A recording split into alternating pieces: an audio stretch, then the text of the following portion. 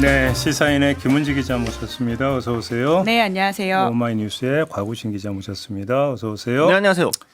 국민의힘으로 먼저 가겠습니다. 또 전국 순회 장애 집회를 연다면서요? 계획이 어떻게 되는 겁니까? 전국 장애 집회는 이제 5일 이후로 새로 날을 잡아가지고 할 것으로 보이는데요. 네. 뭐 이제 봄이 온 거죠. 날이 풀렸다. 제비가 돌아오듯이 국민의힘이 장애투쟁을 한다는 건 날이 풀렸다 이렇게 보면 될 것 같고 네. 보니까 오늘 그 도보행진 통해 가지고 1시 반에 장동혁 대표가 뭔가 이제 국회에서 이야기를 한번 하고 2시부터 이렇게 쭉 가서 청와대까지 행진을 하겠다. 뭐 그리고 그 이후에는 또 내일이죠. 3월 4일 같은 경우에는 그 국회로 또 당원 협의회 분들 당원들 모아가지고 대규모로 집회 한번 하고 그 후로 이제 전국 순회를 한번 돌겠다. 이런 대략적인 계획으로 보입니다. 그러니까 지금 장동혁 지도부가 계속해서 흔들리고 있는 상황이잖아요. 이제 그럴 때마다 뭔가 몸으로 하는 행동들을 가지고 와서 전체적인 그립을 잡고 있는 모습이거든요. 메시지는 대 이재명 정부 투쟁이지만 사실은 항상 대내용이었었습니다. 필리버스터에 이어서 단식이 그랬고요. 단식이 이어서 지금 또다시 이제 도보 투쟁이라고 하는 것은 그런 맥락으로 이해해야 된다라는 생각이 드는데, 그러니까 여러모로 또 지금 뭐 대구에 가가지고는 장동혁 체제에 대한 비판적인 이야기하는 사람들이 세력화되는 모습.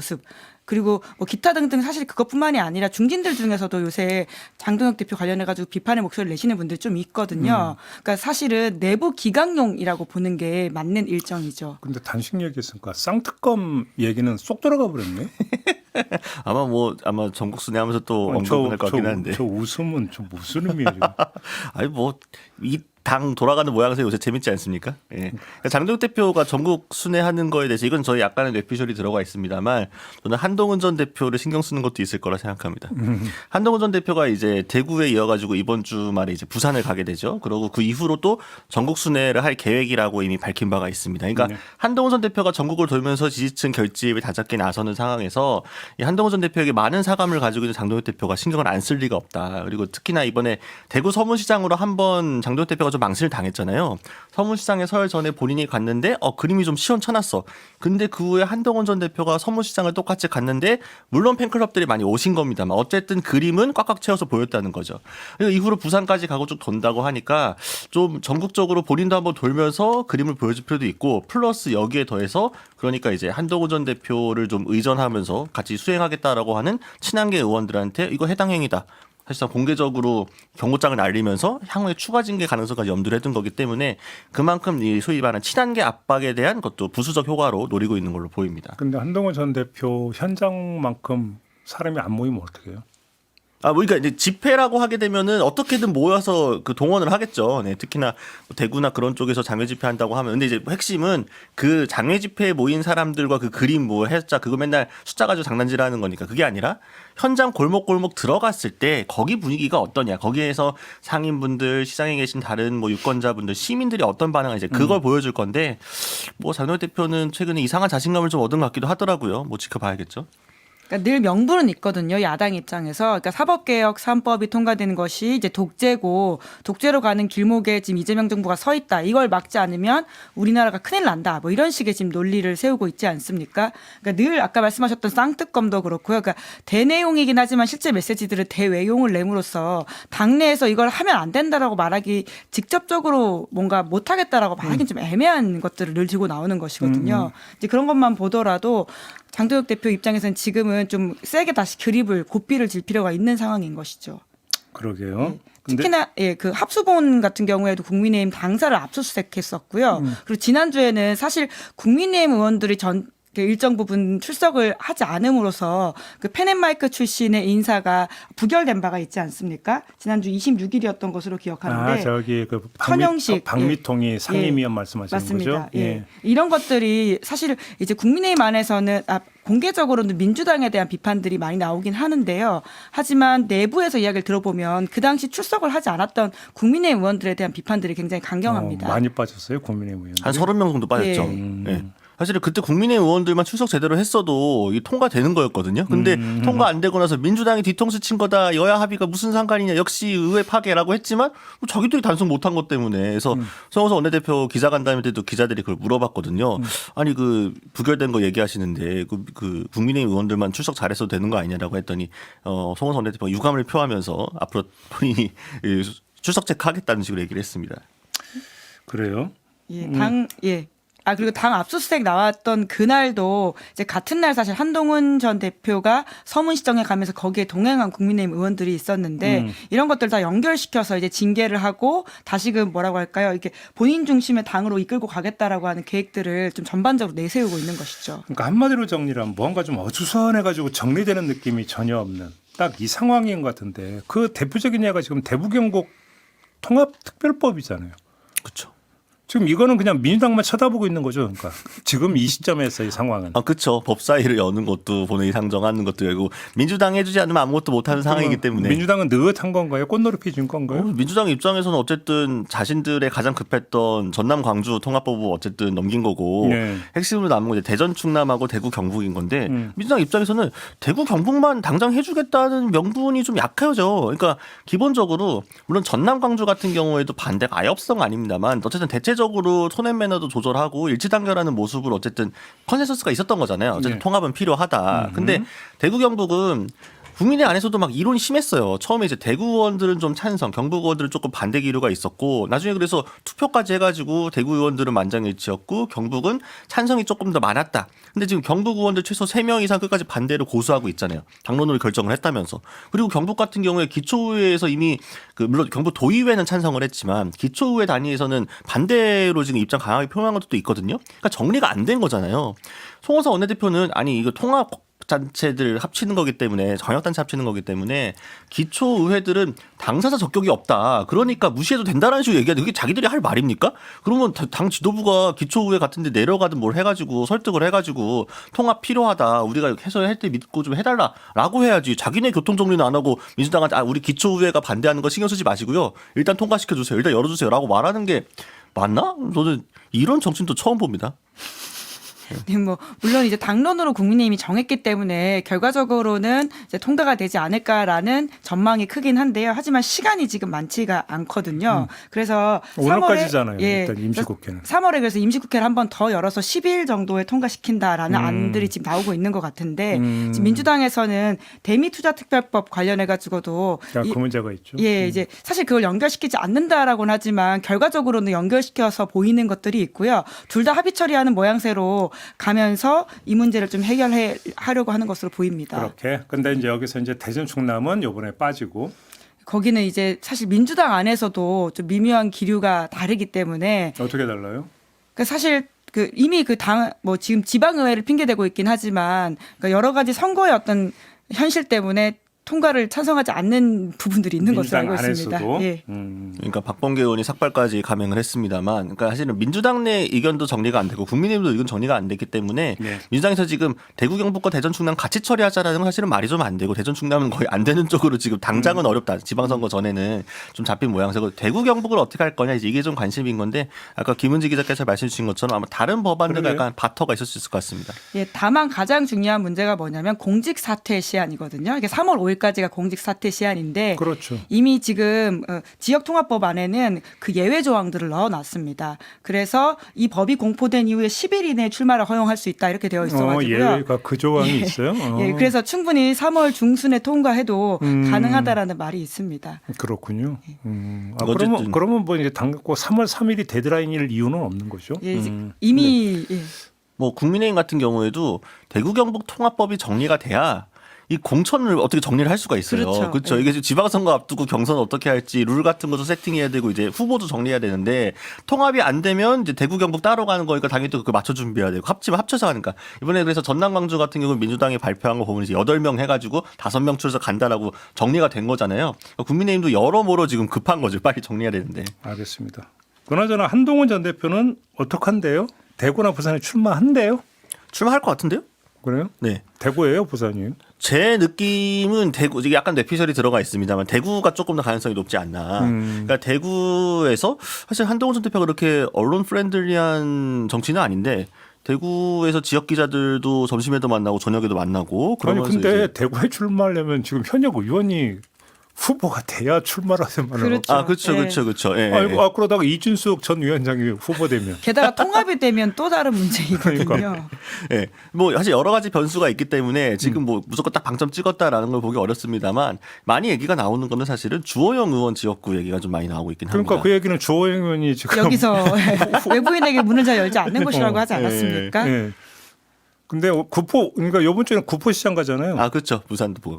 거기 부산 북구죠. 전재수 의원 지역구. 네. 딱 그래 하필이면 또 구포시장이다. 뭐 그래서 그런 것들 다 염두를 해두고 네. 이제 옵션들을 열어놓고 여러 가지 볼 텐데, 근데 지금 그 한동훈 전 대표의 메시지들을 조금 추려보게 되면 이제 조각 모음을 해보면은 본인이 이대로 어쨌든 물러서지 않을 것이고 죽이 되든 밥이 되든 해보겠다라고 대구에서 메시지를 냈잖아요. 그러니까 어쨌든 이거는 출마 쪽으로 가닥을 잡은 거고, 그리고 본인이 계속 얘기하는 거는 보수 유권자들 앞에서 한번 내가 어떤 정도의 존재인 거고 어떤 필요성이 있는 사람인 건지를 검증받아 보겠다. 한번 이 보수 시민들에게 한번 판단을 받아보겠다 이런 얘기들을 많이 하고 있어요. 그 말은 결국 어떤 수도권이나 이런 쪽에 나가서 해보겠다는 게 아니라 대구든 뭐 부산이 됐든 보수 유권자들이 많은 곳에서 국민의힘에 지금 남아있는 당권파나 윤호개인이 아니라 나름 뭔가 탄핵에서 일정 정도 기조를 잡아왔고 지금 무소속으로 쫓겨난 내가 좀 진짜 개혁 보수, 합리적 보수 이걸 해보겠다라는 식으로 나서는 거라서. 근데 그러면 여기서 또 하나 그림을 좀 그려봅시다. 주호영 의원 지역구가 유력하다. 수성이잖아요. 대구 수성. 그렇다고 쳐요. 그럼 국민의힘도 후보 낼 거 아닙니까? 그렇죠. 김부겸 전 총리가 출마를 해요. 3자 구도가 되는데 민주당 후보가 턱 돼버린다. 그럼 한동훈 전 대표는 어떻게 되는 겁니까? 그럼 일단 그러니까 민주당에서는 땡땡큐인 거고 한동훈 전 대표는 이후로 좀 알 수가 없게 된 상황이 된 거고 실제로 친한계나 주변 측근 그룹에서는 그 최악의 시나리오를 많이 얘기하는 거죠. 결국 국민의힘 후보하고 무소속 한동훈 후보가 싸우다가 어부지리로 민주당이 당선되는 모양새. 아, 그러니까. 네. 근데 수성이 그렇다고 치는데 부산 북구 간다고 해서 그런 상황이 또 연출 안 된다는 보장이 있나요? 그것도 그렇죠. 그러니까요. 어딜 가든 사실은 딜레마일 수밖에 없는 건데, 그러니까 그래서 송원석 원내대표도 얼마 전에 이제 기자간담회 하고 이제 질문 나왔을 때 한동훈 전 대표의 체급을 고려했을 때 그 부산이나 대구가 아니라 수도권이 나와야 된다 이런 식으로 얘기를 하잖아요. 아니 무슨 뭐 이미 쥐들이 쫓겨내가지고 무소속한 사람한테 거기 나가지 말고 수도권 나가라는 좀 웃기긴 한데 그럼 자신들이 양보할 것도 아니고. 개항으로는 안 나간대요? 사실 이제 주변에서는 개항을 얘기를 많이 하긴 하는데 본인이 생각이 없는 것 같습니다. 확실하게. 그래요? 네. 김은지 기자는 어떻게 전망하세요? 일단 출마는 할 것 같아요. 저는 그래서 결과적으로 출마를 못하지 않을까 오. 생각이 드는데, 오. 그러니까 우선 지금은 당연히 할 것처럼 메시지를 내면서 전국을 다니는 게 맞는 것 같고요. 어차피 지금 간북이니까. 예. 그리고 아까 말씀하신 것처럼 여러 가지 지금 다이나믹스가 있기 때문에 어떤 지역이 나올지도 모르고 쉽게 어딜 간다라고 말하기는 어려운 상황인 것 같습니다. 그러니까 이것저것 상황을 고려할 텐데 그 상황이라고 하는 게 사실 고려하기 시작하면 끝이 없거든요. 그래서 딱 정해놓고 어디 직진하겠다라는 의지가 지금 보여주지 않는 이상 결국은 쉽지 않아 보이고요. 근데 분명한 사실은 저번에 신조 전 부총장 인터뷰할 때인가 누군지 지금 기억이 가물됐는데 그 얘기를 했어요. 한동훈 전 대표 입장에서는 어차피 제명돼서 무소속이기 때문에 국민의힘 후보가 누가 되는지 다 보고 나서 그렇죠. 맨 네. 마지막에 출마하면 된다. 네, 이제 뿐만 아니라 그 소위 말하는 배신자 프레임이라고 하는 것으로 한동훈 전 대표가 굉장히 고생을 하고 있는데 아까 말씀하셨던 것처럼 어부지리로 여당 후보가 당선되는 모양새가 된다면 그걸로 사실은 엄청나지는 거죠. 예. 그러니까 그 선거 결과에 대한 책임을 함께 물을 수밖에 없는 것이고 사실 지방선거 같은 경우에는 국민의힘이 어렵다라는 평가들이 꽤 많지 않습니까? 그런데 동시에 같이 책임져야 되는 모습을 본인이 과연 원할까라는 생각이 들면 그러니까 결과적으로는 많은 걸 재는 모양새를 하다가 안 하지 않을까라는 생각이 근데 드는데 이제 그러니까 그게 사실 어찌 본다면 가장 합리적인 분석일 것 같은데 근데 왜 이제 그러냐면 대구 가서 죽이 되든 밥이 되든 그 얘기를 해버렸기 그렇죠. 때문에. 네. 그죠? 그런 게 있었고. 그러니까 국민의힘도 실제로 한동훈 전 대표의 일거수일투족을 굉장히 신경 쓰고 있는 겁니다. 쫓아내 놓고 나서도. 만약에 한동훈 전 대표가 별로 파괴력이 없다고 한다면은 뭘 하든 말든 신경 안 쓰고 그냥 마이웨이로 가겠죠. 쫓아냈으니까. 근데 한동훈 전 대표한테 근처에 가 있는 의원들한테 왜 수행하냐, 왜 같이 가냐, 그거 해당행위다라고 하는 것도 사실 명분은 아니 무소속에 당 밖에 있는 사람을 하는 건 해당행위 아니냐라고 하지만 유구한 역사입니다. 이 보수 정당이 무소속 밖에 있는 사람들한테 알랑방귀 끼러 가가지고 쫓아 따라다니는 게 한덕수 전 총리 때도 다 그랬죠. 예전에 반기문 전 유엔 사무총회 때도 그랬죠. 그리고 하다못해 안철수 의원이 밖에 있을 때도 당에 있는 오세훈 후보 안 밀고 다들 안철수 밖에 달려가가지고 쫄쫄이 서울시당에서 줄 서가지고 그때 김종인 위원장이 대노해가지고 단도리 친 적이 있었거든요. 그러니까 이런 식으로 이 당은 항상 밖에서 누군가 이 소위 말하는 대권급으로서 지지력을 가지고 있는 사람이면 막 따라가가지고 권력 앞에 줄 섰거든요. 근데 이제 와서 그때는 가만히 있다가 저거 해당하니까 처벌해야지. 그거는 그만큼 이제 이 당이 좀 정신머리가 없는 거죠. 네. 단도리는 단속으로 바꾸고. 단속으로 하겠습니다. 네. 네. 유튜브적 허용. 그렇죠. 본방이면 이거 다 걸려진 그렇죠, 심의에. 그렇죠. 본방이면 또 제가 이렇게 랩을 하지 않죠. 차분하게 예. 또 정리할 텐데 또 유튜브니까 살짝. 그나저나 그 선거제도 TF는 언제 띄운대요? 부정선거 관련해가지고 네. 조만간 띄울 것을 뭐 구체적인 날짜 안 나왔는데. 실제로 띄우긴 띄운대요? 당대표가 얘기했으니 띄우지 않겠습니까? 그거 하려고 하는 사람 많을걸요? 선거제도 TF가 아니죠. 뭐라고 해야 되는가? 그냥 부정선거 TF. 부정선거란 이름을 달지는 않을 겁니다. 감시 TF. 선거 감시 TF. 네.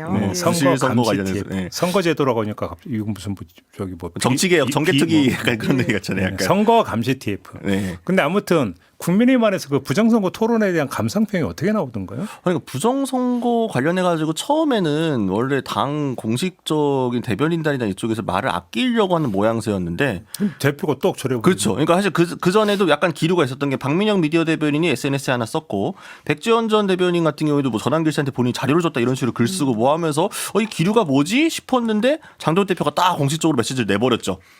그래서 여기에 이 호응을 확인했다. 국민적 의혹이 있다라고 하면서 TF를 띄우겠다고 하니까 이제 나경원 의원 같은 분들이 난가? 이러면서 또 같이 손들고 한 말씩 얘기하시죠.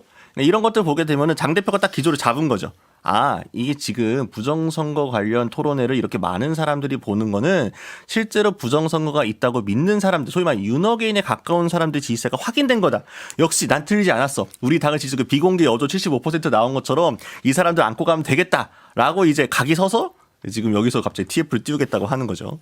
근데 이게 진짜 좀 무서운 일인 게 실제로 국민의힘 지지층 혹은 한국 보수 여론조사들을 전반적 결로 보면요. 부정선거 음모론에 대해서 뭔가 의심스럽다라는 여론이 상대적으로 훨씬 높습니다. 뿐만 아니라 최근에 장동혁 대표가 백신 관련돼서 음모론도 제기를 한 바가 있거든요. 그러니까 그것들이 전반적으로 결을 같이 하는 이야기들인데 백신과 관련돼 있는 음모론 그리고 부정선거 음모론이라고 하는 게 물을 주기 시작하는 순간 공론장에서 굉장히 싹을 확 틔울 수 있는 정도의 발화가 지금 여론에 꽤 있는 편이고요. 그것이 아주 불행하게도 보수 성향의 유권자 혹은 국민의힘 지지자들 사이에서는 꽤 호응이 있는 이슈이다 보니까 이게 전체 공론장에는 굉장히 위험한 발언이지만 사실 개인 정치적 이득으로서는 이게 나쁘지 않다라는 판단을 한 것이죠. 그러니까 당장 지난주에 나온 한국갤럽과 MBS 여론조사를 보더라도 윤석열 전 대통령에 대한 1심 선고에 대한 비판적인 이야기가 굉장히 전체 평균과 다르게 국민의힘 지지층에서 나오거든요. 네. 이게 굉장히 전반적으로 진짜 위험한 이야기입니다. 그나저나 개혁신당에서는 이준석 대표의 부정선거 토론의 점수를 어떻게 주던가요? 내부적으로는? 내부적으로 높게 주고 있습니다. 높게 주고 있습니다. 네, 왜냐 어쨌든 이슈화에 성공을 했고 모든 언론들이 관심을 갖고 기사도 많이 나왔고 그리고 매일신문 제외하고 나머지 심지어 보수 언론들도 하나같이 사설과 칼럼을 지적을 한 게 부정선거 음모론의 한계 그리고 이번에 드러난 저 허술함들을 지적을 하면서 이렇게 확 집중이 됐잖아요. 일단 미디어 주목 효과가 있는 것만으로도 일단 절반의 성공이고 또 이후에 이제 팩트체크 사이트도 만들어가지고 이제 하나 이제 검증하겠다고 나서면서 후속 조치를 나섰잖아요. 이게 개혁신당이 어쨌든 뭐 평타 이상 친 거가 기본적으로 있고 제가 봤을 때는 그리고 여기 플러스 국민의힘이 계속 백스텝을 하기 때문에 상대적 효과가 더 커 보이는 거죠. 그러니까 부정선거 토론회를 했어요. 7시간 반 동안 토론을 하고 나서 팩트체크 하겠다면서 음모론과 싸우는 개혁신당과 음모론에 탑승해가지고 소위 말하는 저희 속된 말로 코인 탑승한다고 하잖아요. 부정선거 관련 여론에 편승해가지고 정치적 이득을 도모하는 국민의힘. 그러니까 실제로 보수정당 안에서 요 하나에 대해서는 명확하게 기류가 엇갈리는 거잖아요. 이거에 대한 대비 효과만 하더라도 사실은 개혁신당처럼 당세가 좀 어렵고 소수정당 같은 경우에는 나쁠 게 없는 장사인 거죠. 네. 이준석 대표가 그러니까 한동안 계속 이준석 대표 쪽 이야기를 들어보면 한동안 계속 걱정했던 것이 여론에 그러니까 뉴스를 못한다라고 하는 것이었거든요. 그러니까 뭐래도 뉴스가 안 나오고 예전에 비해서는 그 뉴스 볼륨이 너무 작아졌다라고 하는 스트레스들이 있었던 것으로 알고 있는데 이번에는 압도적으로 그 뉴스 밸류가 달랐다라고 하는 것인데요. 특히나 금요일에는 무슨 일이 있었냐면 아까 저희가 앞서 이야기했던 것처럼 한동훈 전 대표의 대구 서문시장 방문이 있었습니다. 오히려 그게 묻혔죠. 그렇죠. 이제 그런 차원에서 특히 이준석 대표 같은 경우에는 한동훈 전 대표를 알게 모르게 견제하는 발언들을 굉장히 많이 하거든요. 이렇게 만나서 이야기를 들어보면 보더라도 저희가 모르는 한동훈 전 대표의 디테일적인 부분까지도 비평할 정도로 굉장히 잘 알고 있습니다. 이제 그러다 보니까 본인 입장에서는 그날 뉴스를 오롯이 본인이 가져갔다는 것에 대한 만족감도 굉장히 높지 않을까라는 생각이 들고요. 적어도 정치적으로는 성공한 기획이라고 할 수 있죠. 알겠습니다. 이번에는 민주당으로 가보겠습니다. 그냥 거두절미하고 개양은 어떻게 될 것 같습니까?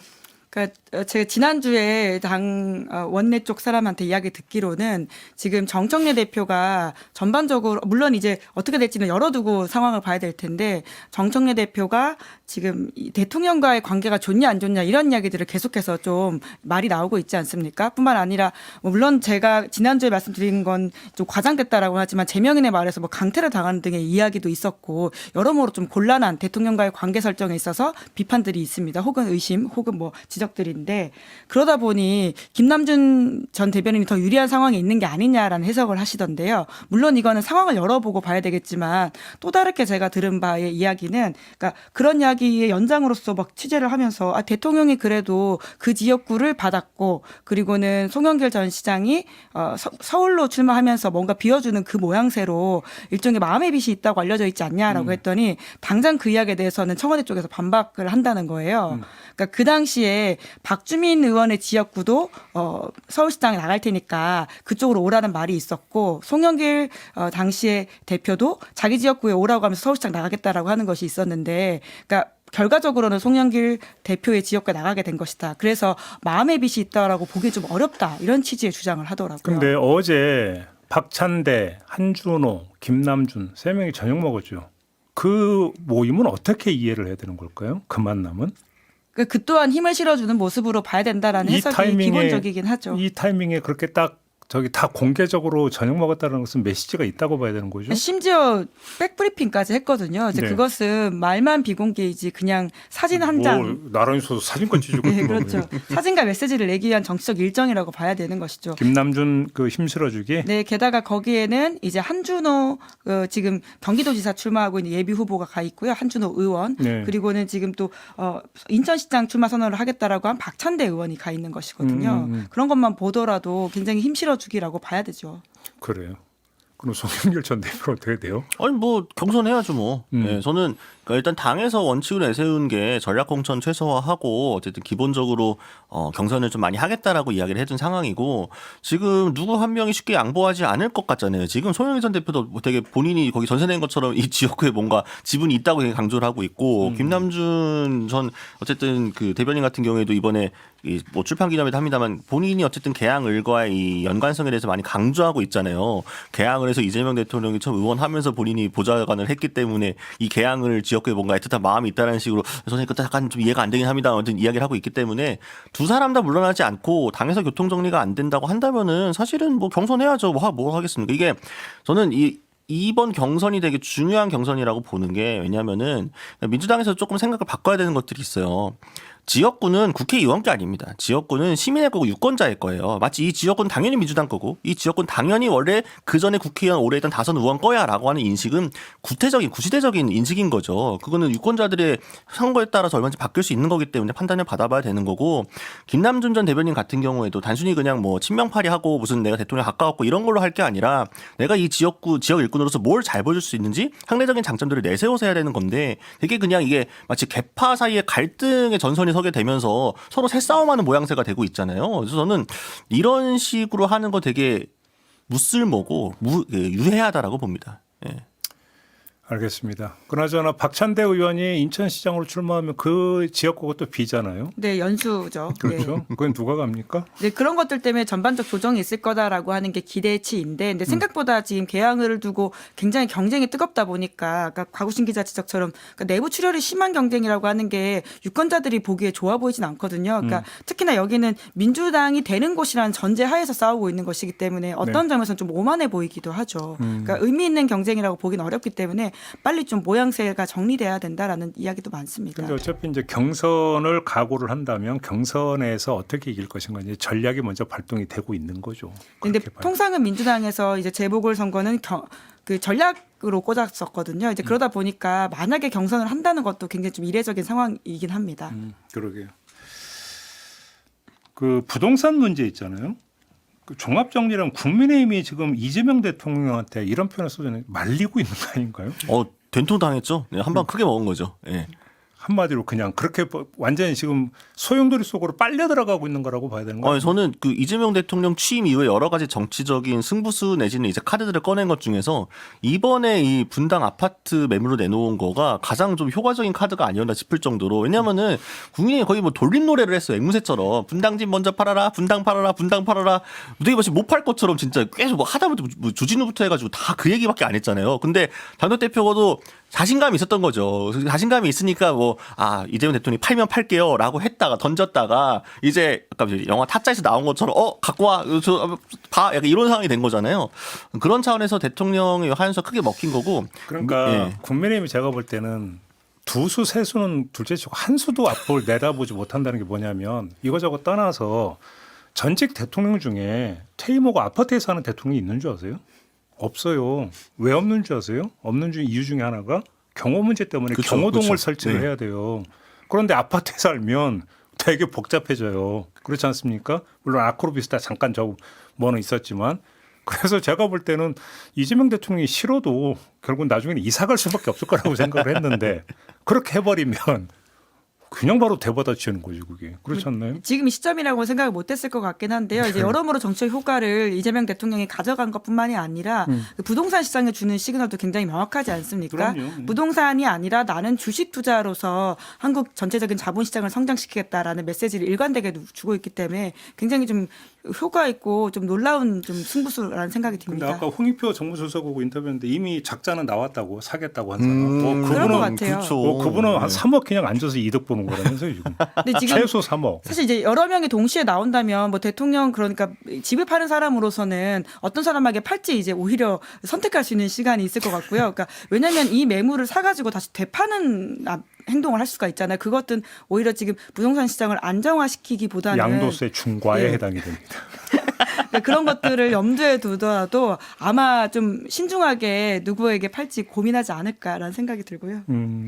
그러니까 어떻게 제가 예전에도 몇 번 말씀 비슷한 얘기해서 반복해서 드리고 있는데 민주당의 아킬레스건이 부동산 문제였고 지난번에 서울시장 보궐 때도 민주당 분위기가 좋았다가 무너진 건 LH 사태 때문이었고 그리고 민주당 그 이전에 문재인 정부에서도 가장 뼈 아픈 게 결국 부동산 정책 아니었습니까? 그때 내로남불 프레임에 강하게 걸릴 수밖에 없었어요. 왜냐하면은 그때 민주당 정권의 고위공직자들 중에서 다주택자가 너무 많았고 특히 강남 가진 사람 똘똘한 한 채 그리고 심지어 본인의 부동산을 지키기 위해서 직을 던지는 사람까지 나올 정도로 어쨌든 엉망진창이었잖아요. 그러니까 그거에 대한 내로남불의 어떤 유권자의 실망으로 이어진 측면이 컸기 때문에 이걸 어떻게 타파할까. 그러니까 이재명 대통령이 부동산 정책의 기조는 문재인 정부에 그걸 승계를 하면서도 이전과 좀 다른 디테일들을 가져가고 있는데 그중에 하나가 이 내로남불 프레임 안 걸리겠다라는 게 굉장히 강한 거고 솔선수범해가지고 본인이 어쨌든 던진 거기 때문에 정치적인 기대 효과도 굉장히 클 수밖에 없고 일종의 하이리스크 하이리턴 정책이긴 합니다. 수단이긴 합니다만 이후의 부동산 기조 도 어쨌든 당분간은 탄력을 발 수밖에 없다. 그러니까 이제 정부 정책에 대한 의구심 같은 것들이 최소한 당분간은 사그라들 수밖에 없다라고 보는 거죠. 아까 전해 드렸는데 농지 전수조사 들어간다고 했잖아요. 제가 볼 때 예. 이거 폭탄이거든요.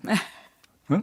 큰 폭탄이 될 가능성이 있거든요. 아마 지금 정치인 중에서 속으로 그냥 조마조마하고 있을 정치인이 저는 꽤 있을 거라고 생각하는데 그렇지 그렇죠. 않습니까? 근데 농식품부 계획은 이번 달부터 들어간다는 거잖아요. 그럼 3, 4, 5.